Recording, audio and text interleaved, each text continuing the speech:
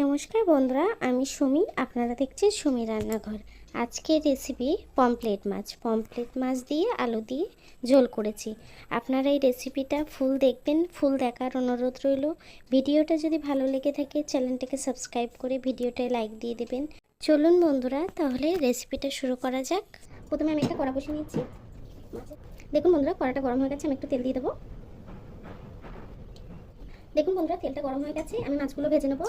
আমি পমপ্লেট মাছগুলো নিয়মিত মাছ রেখেছিলাম, মাছগুলো ভেজে নেবো। দেখুন বন্ধুরা, মাছটা ভাজা হয়ে গেছে, তুলে নেবো। এই তেলেই বাকি মাছগুলো ভেজে নেবো।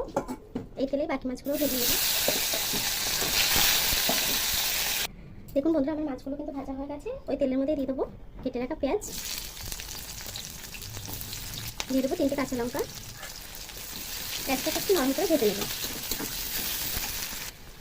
পেঁয়াজটা একটু ভাজা হয়ে গেছে, এখন দিয়ে দেবো আদা রসুনের পেস্ট।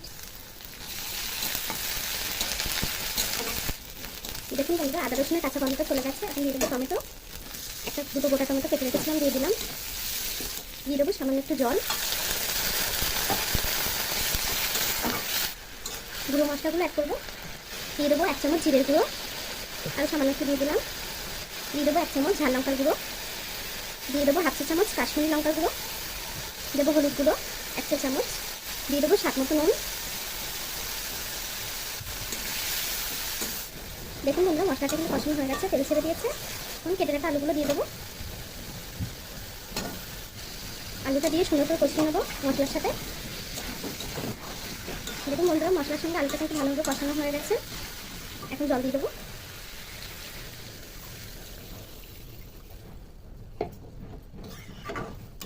ঝোল যতটা রাখবেন সেই অনুযায়ী জল দেবেন। আমি একটু ঝোল ঝোল করবো, তার জন্য একটু জলটা বেশি দিলাম। এখন তরকারিটাকে ঢেকে দেবো।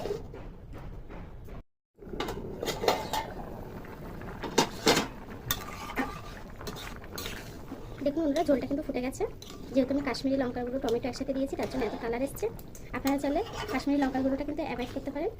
এখন আমি ভাজা মাছগুলো দিয়ে দেবো উপর থেকে।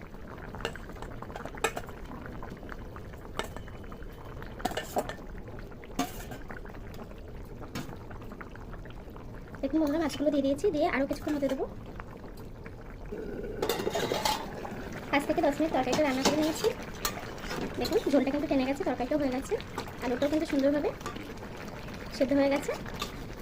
আমি তরকারিটাকে এবারে নামিয়ে নেবো।